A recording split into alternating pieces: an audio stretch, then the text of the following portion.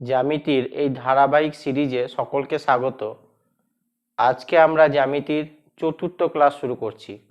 এর আগে আমরা জ্যামিতির 3টি ক্লাস করেছি।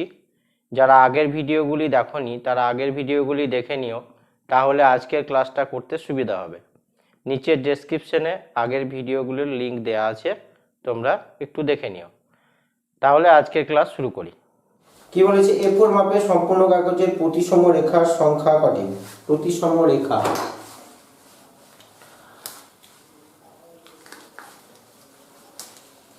প্রতিসম বিষয়টা এবার একটু আলোচনা করে নিই। প্রতিসম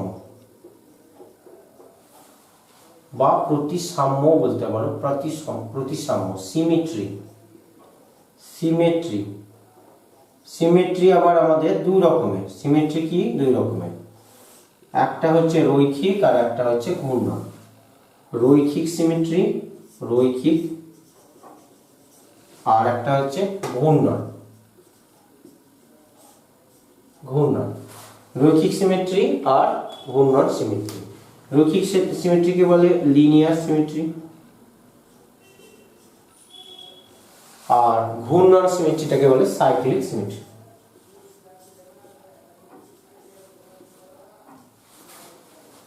রৈখিক সিমেট্রি আর ঘূর্ণন সিমেট্রি।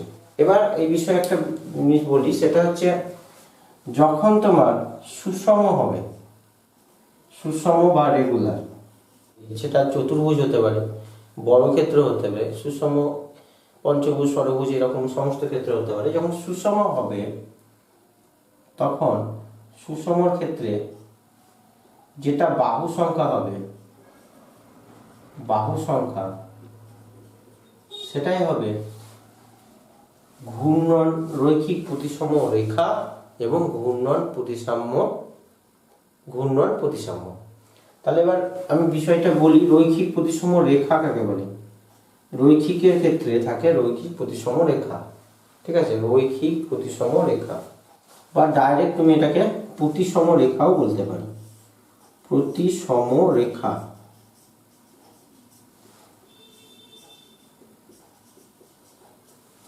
আর ঘূর্ণনের ক্ষেত্রে ঘূর্ণন প্রতিসম মাত্রা, ঘূর্ণন প্রতিসাম্য মাত্রা। কিছু কিছু ক্ষেত্রে আমরা ডাইরেক্ট কোশ্চেন থেকে বলে দিতে পারবো, আর কিছু ক্ষেত্রে আমাদের ছবি এঁকে বুঝতে হবে। ধরো প্রতিসম রেখা যদি বলি, আমি এক্ষেত্রে ত্রিভুজই আঁকি। আমি ধরো এটা আঁকলাম সমদ্বিবাহু ত্রিভুজ, তাহলে এর প্রতিসম রেখা কটি হবে? প্রতিসম রেখা হবে এইটা। প্রতিসম রেখা এমন একটা বিষয় যেটার সঙ্গে তুমি ভাঁজ করলে, ওই রেখা বরাবর ভাঁজ করলে এটা মিলে যাবে, রেখা বরাবর ভাঁজ করলে মিলে যাবে। বা তুমি যদি ওয়াটার ইমেজ, মিরর ইমেজের কোনো বিষয় তুমি জেনে থাকো, ওয়াটার ইমেজ এবং মিরর ইমেজ, সেটার মতো ভাবতে পারো যে এখানে আয়নায় একদিক আছে, এই দিকটা উল্টো দিকটা আছে, ঠিক আছে? তাহলে আমার প্রতিসম রেখার বিষয়টা কি? প্রতিসম রেখা হচ্ছে আবার সেই রেখা বরাবর সে বস্তুটাকে যদি ভাঁজ করি তাহলে মিলে যাবে, সেটাকে বলে প্রতিসম রেখা। আর প্রতিসম রেখা, তাহলে এই ত্রিভুজের সমদ্বিবাহু যখন আমি বললাম, যখন সমদ্বিবাহু নিলাম তখন আমি পেলাম একটি। যদি আমি সমবাহু নিই, সমবাহু, তখন কটা হবে? সমবাহুর ক্ষেত্রে তিনটে বাহুই তো সমান। তিনটে বাহু যদি সমান হয় তাহলে এই একটা প্রতিসম রেখা পাবো, এই একটা প্রতিসম রেখা পাবো, আর এই একটা প্রতিসম রেখা পাবো। তাহলে এক্ষেত্রে প্রতিসম রেখা কটি হলো? যদি আমি এটার ক্ষেত্রে নিই, সমদ্বিবাহুর ক্ষেত্রে, তাহলে প্রতিসম রেখা হচ্ছে একটা, আর যখন সমবাহু নিলাম তখন প্রতিসম রেখা হচ্ছে তিনটে। আমরা এবার আসছি ঘূর্ণন প্রতিসম মাত্রা। ঘূর্ণন প্রতিসম মাত্রা, এটার ক্ষেত্রে প্রতিসম মাত্রার একটা ফর্মুলা আছে, যে ঘূর্ণন প্রতিসম মাত্রা, ঘূর্ণন প্রতিসাম্য মাত্রা is equal to 360 degree by 360 degree by ঘূর্ণন প্রতিসম কোণ, ঘূর্ণন প্রতিসাম্য কোণ, ঘূর্ণন প্রতিসাম্য কোণ। এবার বলবো ঘূর্ণন প্রতিসাম্য কোণ কত? ঘূর্ণন প্রতিসাম্য কোণটা কি বিষয়? না তো যত ডিগ্রি কোণে ঘোরালে বস্তুটি আবার প্রাথমিক অবস্থানে চলে আসবে। এবার আমি ধরো এরকম আছি, তাহলে আমি যদি ঘুরতে থাকি এইভাবে ঘুরে ঘুরে ঘুরে ঘুরে ঘুরে ঘুরে ঘুরে ঘুরে ঘুরে ঘুরে তারপরে আমি যখন আবার ঘুরে গেলাম 360 ডিগ্রি, তখন প্রাথমিক অবস্থায় ফিরে এলাম। তাহলে আমি 360 ডিগ্রি ঘোরার আগে কি আমার মতো আমি যেরকম এখন আছি সেরকম কি ছিলাম? আমি যদি 360 ডিগ্রি ঘোরার আগে আগের অবস্থানে যে কোনো ডিগ্রি কোণে ঘুরে যদি আমি আসতে পারি, তাহলে সেটাকেই বলছি আমার ঘূর্ণন প্রতিসাম্য কোণ। ধরো আমি হয়তো এরকম করে 30 ডিগ্রি ঘুরে আমি আগের অবস্থানে চলে এলাম, তাহলে আমার ঘূর্ণন প্রতিসাম্য কোণ হচ্ছে 30 ডিগ্রি। আমি যদি 60 ডিগ্রি ঘুরে আগের অবস্থানে চলে আসি, তাহলে আমার সেটা ঘূর্ণন প্রতিসাম্য কোণ হবে। তাহলে ঘূর্ণন প্রতিসাম্য কোণ তাকেই বলবো যে কোণে ঘুরলে আমি প্রাথমিক অবস্থানে ফিরে আসবো, বা যে সিমিট্রি হয়ে যাবে। সিমিলার মানে কি? সিমিলার থেকে তো সিমিট্রি কথাটা, আমি সিমিলার হয়ে যাব, যত ডিগ্রি কোণে ঘুরলে আমি সিমিলার হয়ে যাব, সেটাকে বলছে ঘূর্ণন প্রতিসাম্য কোণ। আর ঘূর্ণন প্রতিসাম্য মাত্রা কাকে বলে? ঘূর্ণন প্রতিসাম্য 360 ডিগ্রির মধ্যে আমি ঘূর্ণন প্রতিসাম্য কবার হয়েছে, কবার আমার সিমিট্রিটা এসছে, সেটাই হচ্ছে ঘূর্ণন প্রতিসাম্য মাত্রা। ঘূর্ণন প্রতিসাম্য মাত্রা মানে 360 ডিগ্রি বাই ঘূর্ণন প্রতিসাম্য কোণ।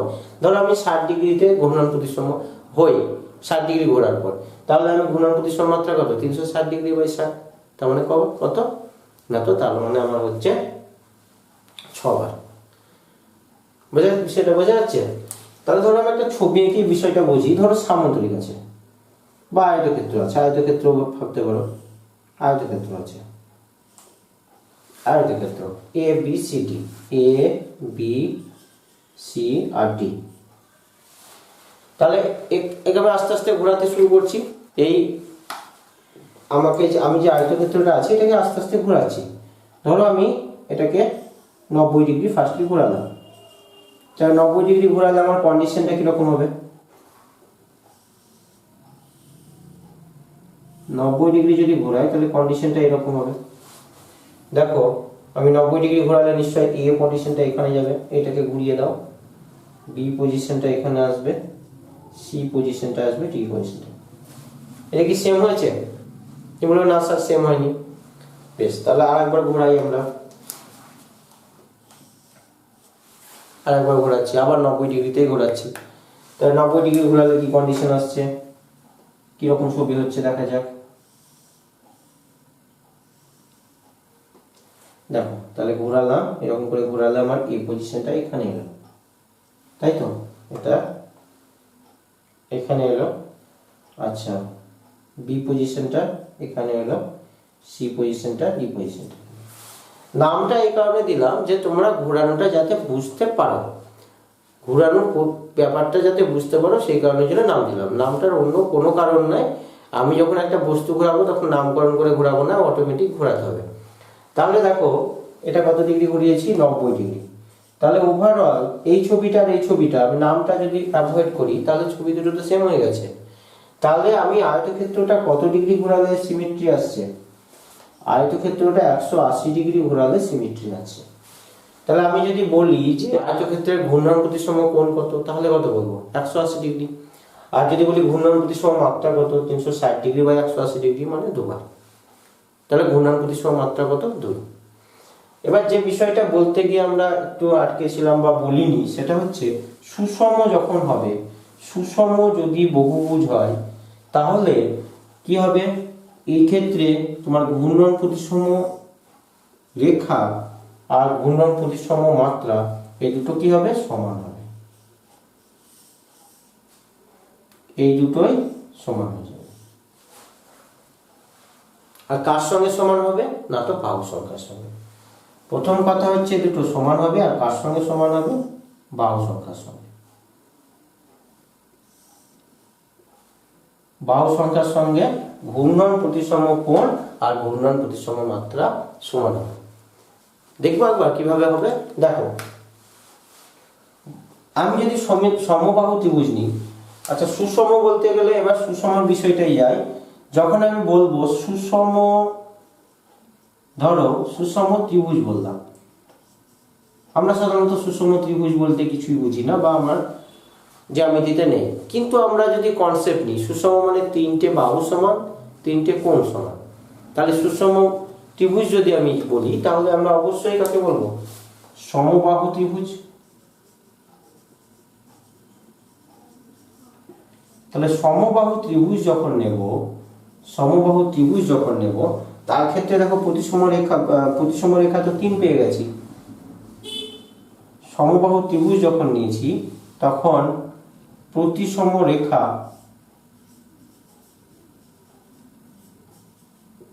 প্রতিসম রেখা এটা ইকুয়াল টু 3 পেয়ে গেছি।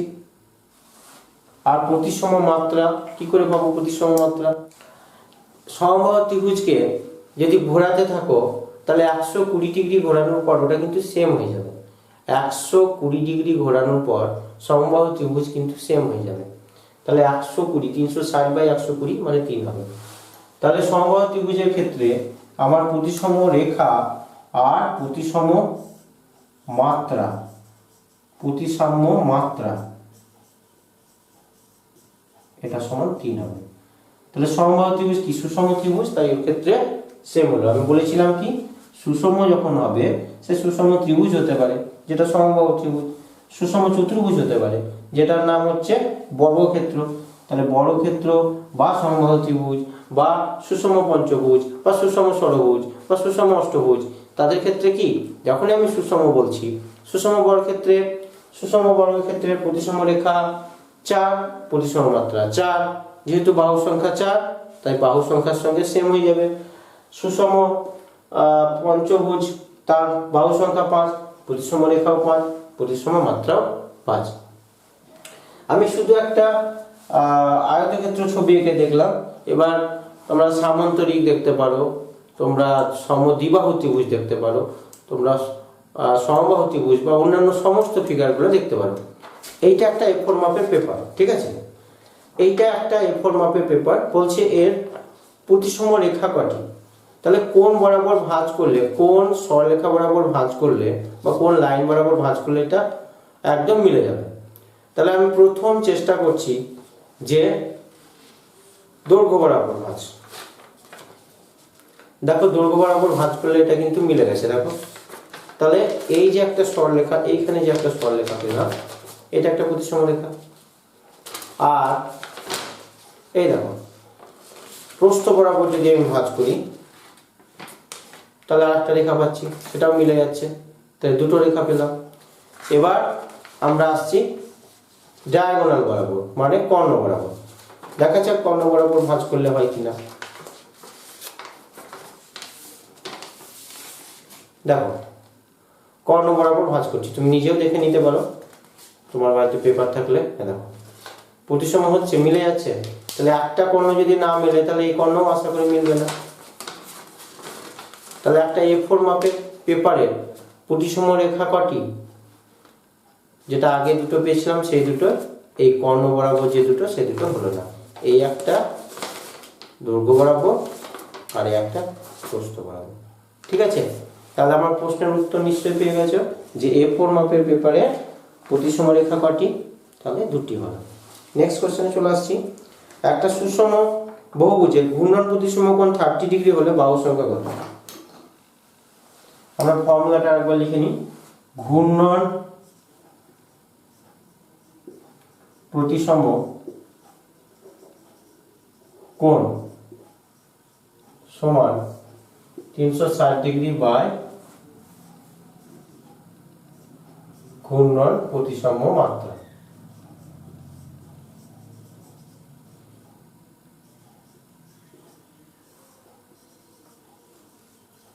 যেহেতু এটা কোণাকুণি আছে তাহলে এইটার পরিবর্তে আমরা উল্টোটা লিখতে পারি।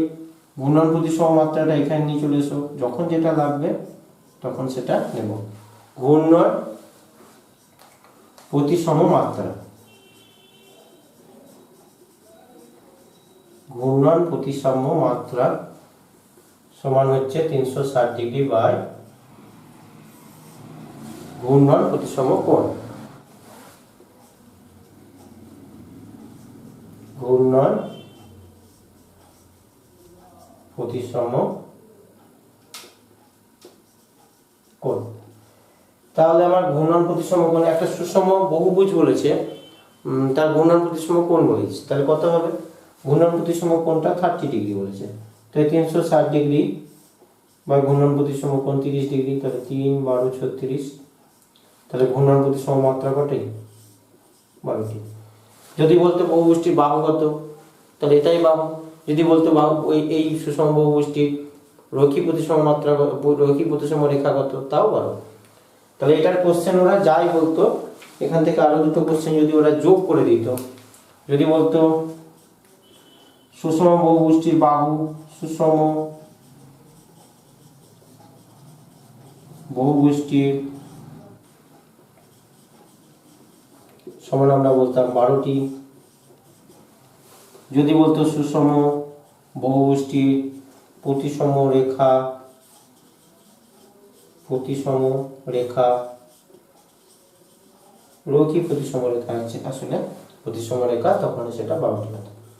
কারণ সুষম বললে বাহু সংখ্যা, রৈখিক প্রতিসম রেখা আর ঘূর্ণন প্রতিসম মাত্রা তিনটি সেম হয়। একটি সুষম পঞ্চভুজের ঘূর্ণন প্রতিসম কোণের মান কত?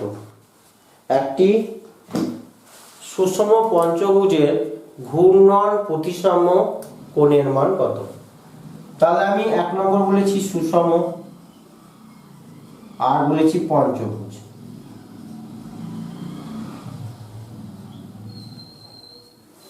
সুষম পঞ্চভুজ, তাহলে পঞ্চভুজের বাহু কটি হবে?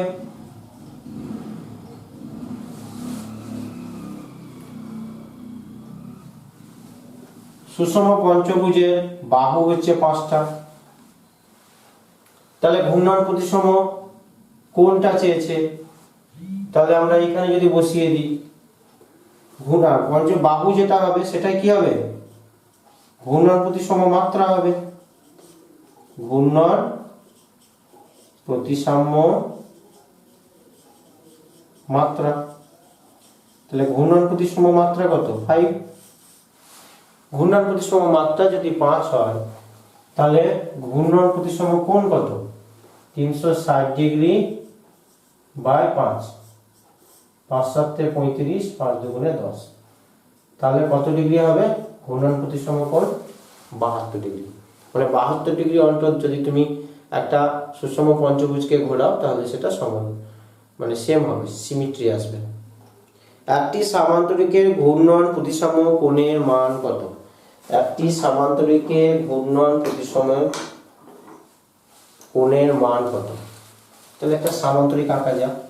তাহলে সামান্তরিকটা আমার ছিল, সামান্তরিকটাকে আমি 90 ডিগ্রি অ্যাঙ্গেলে ঘোরালাম, ক্লকওয়াইজই ঘোরাচ্ছি ঘড়ির কাঁটার দিকে। অ্যান্টি ক্লকওয়াইজও ঘোরাতে পারো, বাট আমরা সবসময় ক্লকওয়াইজই ঘোরাই।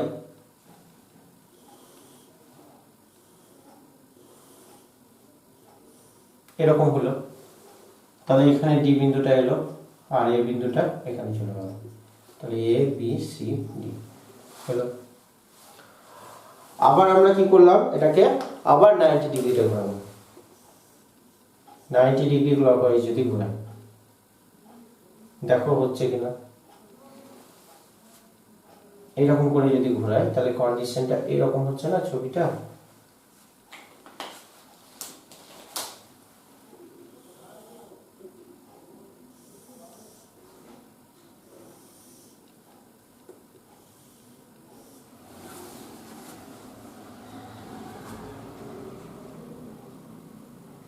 না, ঠিক ভুল আপনার, এই সিমেট্রি হয়ে যাবে না।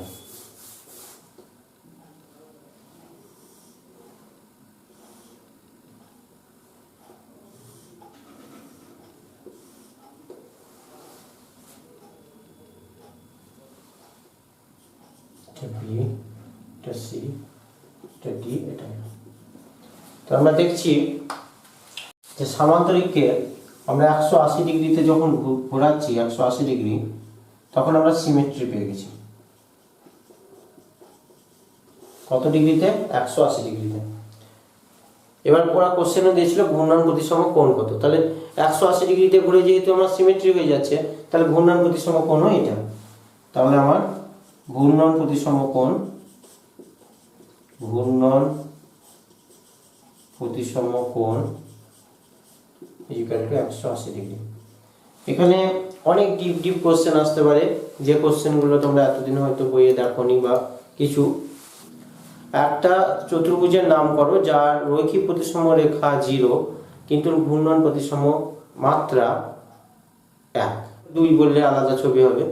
এমন একটা চতুর্ভুজের নাম করো যার রৈখিক প্রতিসম রেখা 0, ঘূর্ণন প্রতিসম মাত্রা 2, তাহলে সেটা সামান্তরিক হবে। কারণ সামান্তরিকে যখন তুমি সরলরেখা আঁকবে দেখবে একটাও এমন সরলরেখা পাবে না যেটা সমান দুই ভাগে ভাগ করবে। সমান দুই ভাগে ভাগ করা যাবে কিন্তু মানে সিমেট্রি যে বিষয়টা সেই রেখা বরাবর ভাঁজ করলে মিলে যাবে না। আর এমন একটা ত্রিভুজের নাম করো যার রৈখিক প্রতিসম মাত্রা 1 আর ঘূর্ণন প্রতিসম মাত্রা 0, তাহলে হচ্ছে সমদ্বিবাহু ত্রিভুজ। আমরা কোশ্চেনে পরপর যাব, তখন আমরা এগুলো ডিটেলস আলোচনা করব। যা হোক, তাহলে সামান্তরিকে ঘূর্ণন প্রতিসম কোণ 180 ডিগ্রি। আচ্ছা, নেক্সট কোশ্চেনে যাচ্ছি। দেখো, কোন জ্যামিতিক চিত্রে ঘূর্ণন প্রতিসম মাত্রা সর্বাধিক?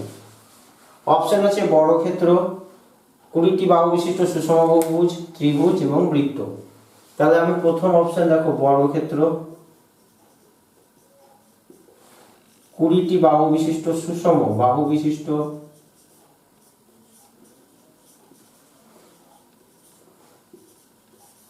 সুষম বহুভুজ,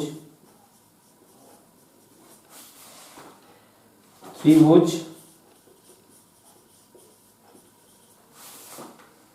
বৃত্ত। বলেছে কোন জ্যামিতিক চিত্রে ঘূর্ণন প্রতিসমের মাত্রা সর্বাধিক, সব থেকে বেশি? দেখো, ঘূর্ণন বর্গক্ষেত্র বলেছি সুষম, তাহলে বাহু যেহেতু 4, তাহলে ঘূর্ণন প্রতিসম মাত্রাও 4। ঘূর্ণন প্রতিসম মাত্রা এটা কত হবে? 4। বাহুটা 4, ঘূর্ণন প্রতিসম মাত্রাও 4। 10 বাহু বিশিষ্ট সুষম বহুভুজ, তার বাহু সংখ্যা 10 না, 20 বাহু বিশিষ্ট সুষম বহুভুজ, তার বাহু সংখ্যা 20, ঘূর্ণন প্রতিসম মাত্রাও 20। এবার আমি ত্রিভুজ বলেছি, সমবাহু না, ত্রিভুজ। তাহলে আমি একটা নরমাল ত্রিভুজ আঁকি। তাহলে নরমাল ত্রিভুজের ঘূর্ণন প্রতিসম মাত্রা কি হবে? 0 হবে। এ তো যতই ঘোরাও তোমার মিলবে না। সমবাহু ত্রিভুজ ছাড়া কেউ মেলে না, ঘূর্ণন প্রতিসম মাত্রা সবারই 0। সমদ্বিবাহু ত্রিভুজেরও 0, শুধু সমবাহু ত্রিভুজের 3টে। তাহলে বৃত্তের ক্ষেত্রে কি? বৃত্তের বিষয়টা বোঝো। বৃত্ত, এই বৃত্ত আছে, এটা ধরলে এই বৃত্ত আছে। বৃত্তটাকে তুমি যত ঘোরাবে, একটু ঘোরালা, আবার ঘোরালা, আবার ঘোরালা, যত ঘোরাবা তোমার ততগুলোই line symmetry, angle of symmetry পাবা, মানে ঘূর্ণন প্রতিসম কোণ পাবা। তাহলে যেহেতু একটা যত ডিগ্রি, প্রচুর ডিগ্রি কোণে ঘোরানো যায়, তাই এর ঘূর্ণন প্রতিসম মাত্রাও অসীম। তাহলে এই ক্ষেত্রে অ্যান্সার কি হবে? বৃত্ত। অপশন এ তে এটা ছিল, অপশন বি তে এটা ছিল, অপশন সি তে এটা, অপশন ডি তে এটা। তাহলে অ্যান্সার হলো ডি। এর প্রসঙ্গে একটা কোশ্চেন বলে দিতে পারি যে এরকম প্রশ্ন হলো হয়তো পরীক্ষার সময়, যে কোন সামতলিক চিত্রের ঘূর্ণন প্রতিসম মাত্রা এবং রৈখিক প্রতিসম রেখা দুটোই অসীম, তাহলে সেটা অ্যান্সার হবে বৃত্ত। ঘূর্ণন প্রতিসম রেখা আর রৈখিক প্রতিসম রেখা এবং ঘূর্ণন প্রতিসম মাত্রা। রৈখিক প্রতিসম রেখাটা একটু বিষয়টা এখানে বলে নি। বৃত্তের ক্ষেত্রে যতগুলো ব্যাস অঙ্কন করা যায় ততগুলোই কিন্তু বৃত্তকে সমান দুই ভাগে ভাগ করে। এবার তুমি বলো একটা বৃত্তে ব্যাসের সংখ্যা কত? একটা বৃত্তে ব্যাসের সংখ্যা অসীম, তাই রৈখিক প্রতিসম রেখা অসীম। এই ক্ষেত্রে রৈখিক প্রতিসম রেখা এটা অসীম। কেন? কারণ হচ্ছে ব্যাস সংখ্যা অসীম, ব্যাস সংখ্যা অসীম। তাই ঘূর্ণন প্রতিসম রেখায় রৈখিক প্রতিসম রেখা অসীম। আর রৈখিকটা কেন অসীম হলো? তাহলে যতটুকুই ঘোরাবা, তুমি যখন একটা ত্রিভুজ বর্গক্ষেত্র এরকম সবাইকে ঘোরাচ্ছিলা, একে যত ডিগ্রিতেই ঘোরাবা, তুমি ভাবো এখান থেকে তুমি এখানে ঘোরালা, বিষয়টা তো একই থাকবে। ও কি চেঞ্জ হবে? বর্গক্ষেত্র আয়তক্ষেত্র যখন ঘোরালে চেঞ্জ হয়, বৃত্তকে তুমি ঘোরাচ্ছ, ঘোরালে কি চেঞ্জ হবে? সেমই তো থাকবে। তাই যতবার ঘোরাবো ততই থাকবে, তাই এই জন্য অসীম। বেশ, নেক্সট কোশ্চেনে যাচ্ছি। সমদ্বিবাহু ত্রিভুজের ঘূর্ণন প্রতিসম মাত্রা কত? দেখে নাও। এটা তো সুষম নয়, তাহলে ছবি এঁকেই বুঝতে হবে আমাদেরকে। এবিসি 90 ডিগ্রি ঘোরাও,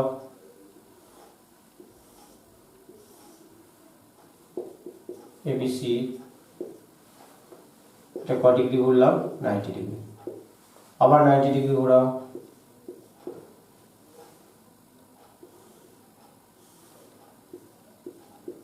আচ্ছা নাম দিয়েছি তখন নাম দিয়েই দিই। আচ্ছা, আবার 90 ডিগ্রি ঘোরাও,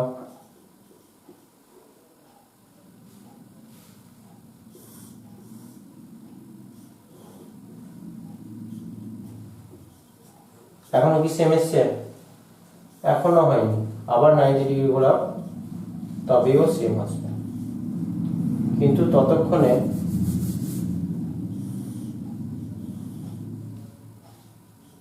সাপোজ এটা গেল, তাহলে 90 90 90 90 4বার 90 মানে 360 ডিগ্রি। আর 360 ডিগ্রি এটা তো সেম হবেই, এটা তো পৃথিবীর সব কিছুই হয়, এটা তো সেম হবেই। 360 ডিগ্রি ঘুরলে কত ডিগ্রি অ্যাঙ্গেল ঘুরেছি? 360 ডিগ্রি। তার 360 ডিগ্রিতে যদি কোনো বস্তু সেম হয়, তাহলে এটা লাইন অফ সিমেট্রি, তার অ্যাঙ্গেল অফ সিমেট্রি নেই, অ্যাঙ্গেল অফ সিমেট্রি নেই। কিন্তু লাইন অফ সিমেট্রি প্রতিসম রেখা কটা ছিল? একটা ছিল, ছবি এঁকে প্রথমেই দেখিয়েছিলাম। তাহলে এটা কোশ্চেন নম্বর 2, এটার আনসার হলো আমাদের একটিও নেই। ঠিক আছে, অপশন নম্বর ডি, একটিও নেই।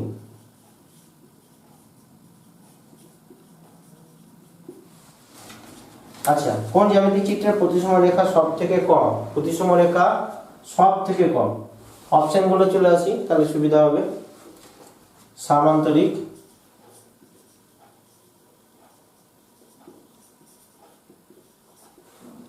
বি অপশন, বর্গক্ষেত্র রম্বস সমদ্বিবাহু ত্রিভুজ। বর্গক্ষেত্র রম্বস আর সমদ্বিবাহু ত্রিভুজ। সমদ্বিবাহু ত্রিভুজ কি বলেছে আমার? প্রথম বলেছে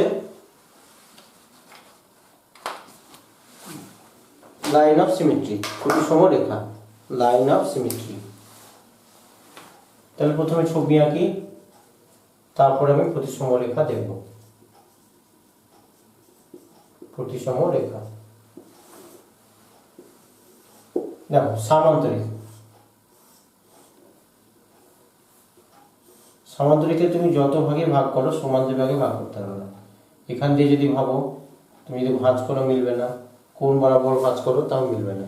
তাহলে লাইন অফ সিমেট্রি এখানে প্রতিসম রেখা 0। আর বর্গক্ষেত্র আমরা যদিও জানি যে বর্গক্ষেত্র সুষম, সুষম চতুর্ভুজ, তাহলে এটা 4টে হবে। তাহলে ছবিকে দেখে দিচ্ছি, 1টা 2টো, কৌণিক ডায়াগোনাল 2টো, 4টে। আর রম্বসের ক্ষেত্রে কি হবে? রম্বস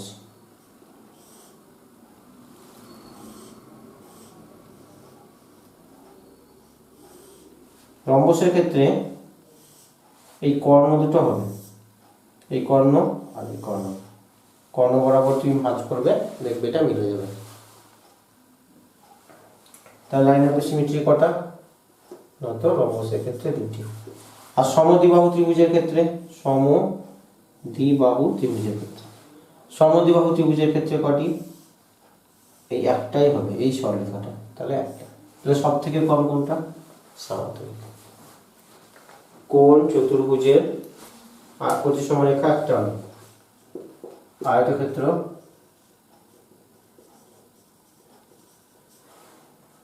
বর্গক্ষেত্র লম্ব, আয়তক্ষেত্র বর্গক্ষেত্র আয়তক্ষেত্র বর্গক্ষেত্র রম্বস কোনোটি নেই। আয়তক্ষেত্র বর্গক্ষেত্র রম্বস কোনোটি নয়, এই হচ্ছে অপশন আছে। বলছে কার প্রতিসম রেখা নেই, কার প্রতিসম রেখা নেই, এ বি সি ডি। আমরা একটু আগেই বের করলাম প্রতিসম রেখা, বর্গক্ষেত্রের ক্ষেত্রে 4টে বের করলাম আগের কোশ্চেনে, আর রম্বসে 2টি। এবার আয়তক্ষেত্রটা দেখে নিই। আয়তক্ষেত্র হচ্ছে এরকম, তাহলে আয়তক্ষেত্রে কি হবে, 1 2, তাহলে 2, তাহলে কোনোটি নেই বা নাই, এরকম কোনো অপশন নাই, তাই এটা কোনোটি নাই। নেক্সট কোশ্চেনে চলে আসছি। কোশ্চেন, কোন জ্যামিতি চিত্রে রৈখিক প্রতিসম রেখা আছে, ঘূর্ণন প্রতিসম রেখা নেই। এবার একটা ডিপ কোশ্চেন, রৈখিক আছে ঘূর্ণন নেই, অপশন সামান্তরিক,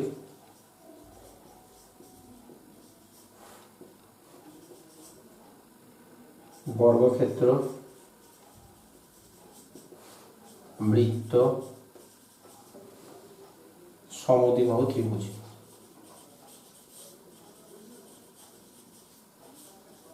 রৈখিক আছে ঘূর্ণন নেই।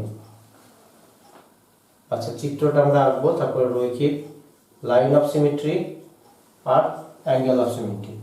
রৈখিক প্রতিসম রেখা, সে ইংরেজিতে লিখে নিই, লাইন অফ সিমেট্রি আর অ্যাঙ্গেল অফ সিমেট্রি।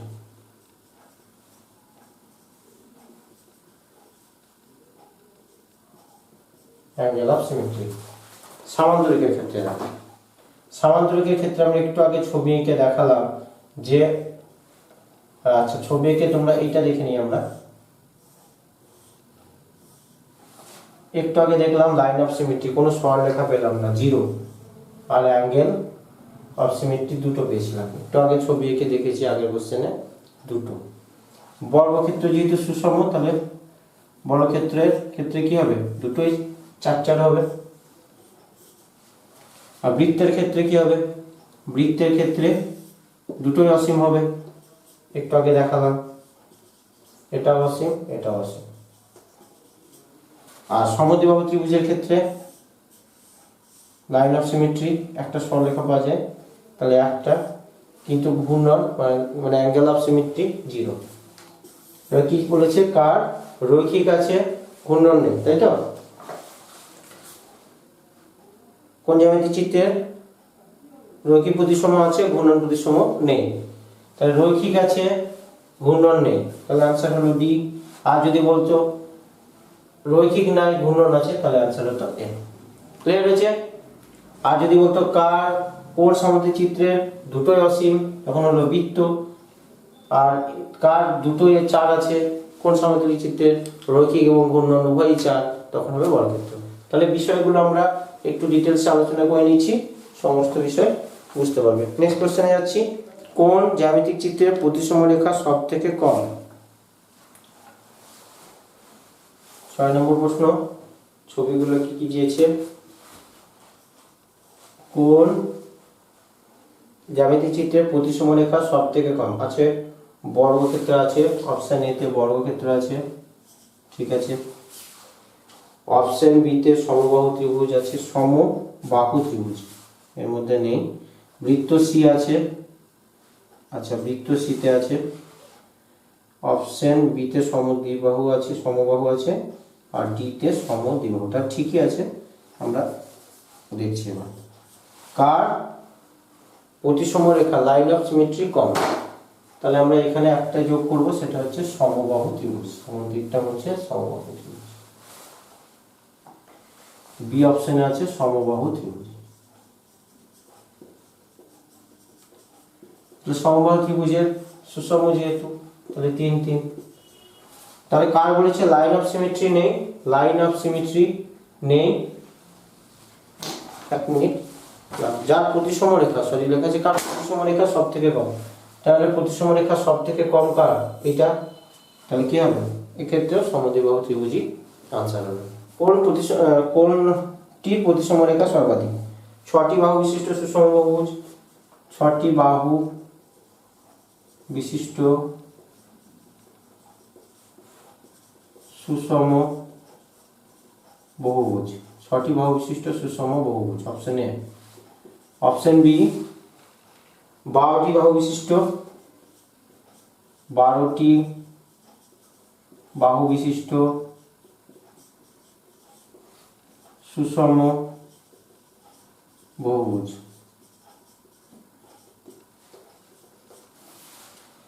আঠেরোটি বাহু বিশিষ্ট সুষম বহুভুজ, 18টা বাহু বিশিষ্ট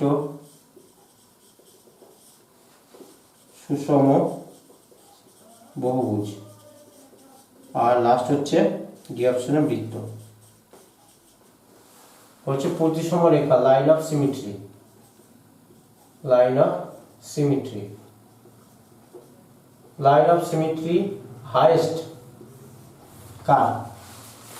যেহেতু সুষম বলেছে তাহলে 6টি বাহু বিশিষ্ট সুষম বহুভুজের লাইন অফ সিমেট্রি 6, 12টি বাহু বিশিষ্ট 12, 18টি বাহু বিশিষ্ট 18, আর বৃত্তের ক্ষেত্রে কি হয়? অসীম। তাহলে কার লাইন অফ সিমেট্রি বেশি? বৃত্ত। ঠিক আছে।